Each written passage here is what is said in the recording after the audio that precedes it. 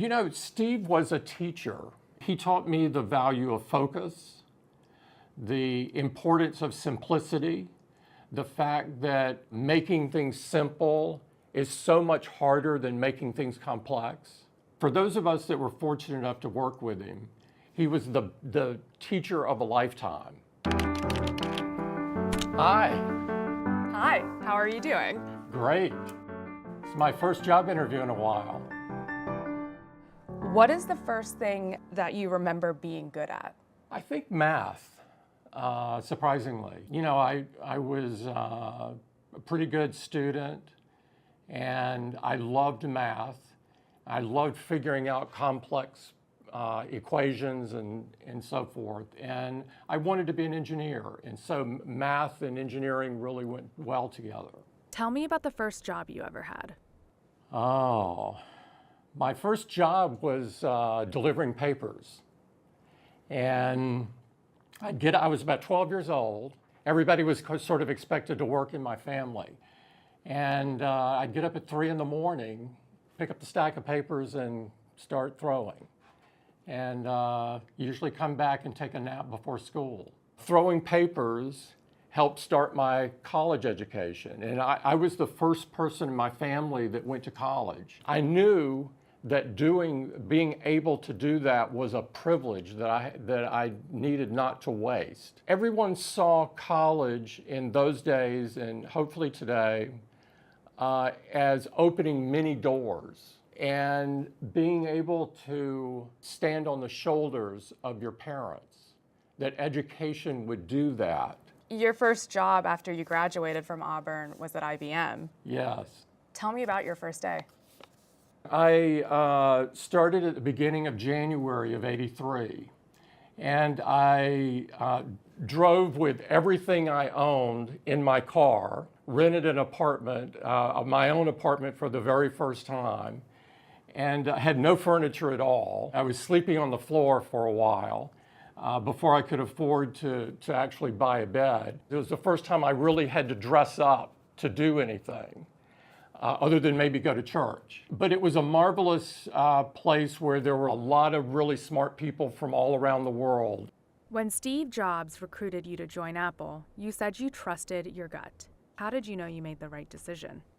There was a feeling that I had in talking to Steve that he was a very different kind of CEO. He was focused on products, and had a belief that small teams could do amazing work. I love that vision. And I also love that in an environment where everyone was going to an enterprise kind of company, he wanted to refocus Apple on consumers. And it was brilliant because at the time, nobody was doing that.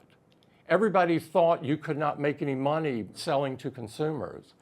And, you know, I've never thought it was a good idea to follow the herd. I thought I had a chance of a lifetime to work with the creative genius that started the entire industry. And I didn't want to pass that up. Did you feel like you were bringing something to Apple that was missing at the time? People have forgotten this, but Apple was on the verge of bankruptcy. And it was a really awful time, and people advised me not to come to Apple because they thought that it was headed straight down. But I saw something different. I saw the sort of the sparkle in Steve's eye. And it just meant that we could pull out this turnaround for this American treasure. And I'm so glad to have been a part of that team. What lessons about management from Steve did you learn? He taught me the value of innovation, the fact that small teams could do amazing things. I look at the size of the iPod team initially. I look at the size of the iPhone team. These were very small teams in the scheme of things. Hiring the best people to surround you, that challenge you, that have skills that you don't, and being confident with that. And also, not to be married to my past views. You know, not to be so proud you can't change your mind when you're presented with new evidence and things. He could change like this. I initially was sort of taken aback by that, and then I became so enamored with it. Very few people have that skill because they get married to their past views, and I thought it was a brilliant skill. Did he change your mind about anything? Oh, he changed my mind about a lot of things, and he changed his mind about a lot of things. Did you change his mind about something? Yes, of course. He loved to debate, and he loved someone to debate him. And you could always change his mind if you had the best idea. We changed each other's minds. That's the reason it worked so well.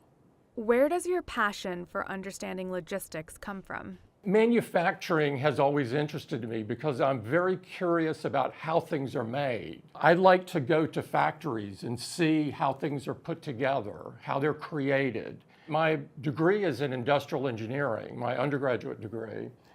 And industrial engineering is essentially the study of people and machines and how the two working together can create things that they couldn't create on their own. And I've always viewed it, the supply chain piece of it, to be a bit of a piece of art when it was done correctly, because it's a symphony of things of coming together, of thousands of different components and parts coming together to create something. What sacrifices do you feel like you've had to make to get to where you are now?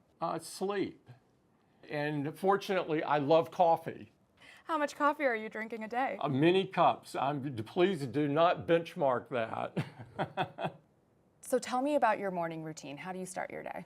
You know, I get up very early and I quickly go to the Mac and begin to go through the emails that have come in for the last several hours. A lot of what I'm reading are from customers that are telling me how they're using our products and what it's doing for them. And so I get notes both that are positive and some that are not so positive, because people feel free to reach out and voice their opinion. And I think this is great because it keeps my hand on the pulse of the company. How do you deal with some of that criticism?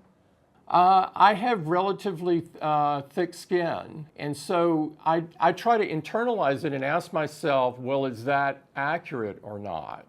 And not just quickly put up a defensive shield and say why what we've done is right. What do you think people don't realize about your job?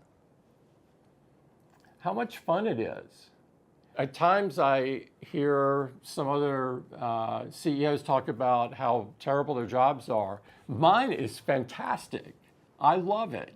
Do you think that the Tim who was throwing papers, saving money to go to Auburn, did he have any idea that he would be sitting here today? Zero. You know, I did a 25-year plan when I was in graduate school at Duke.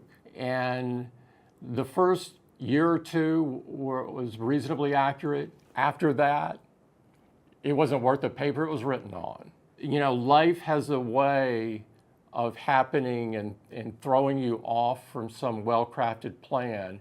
And I think the most important thing is to roll with it and make sure that you recognize when doors are opening, that they're opening, and you choose the one to walk through.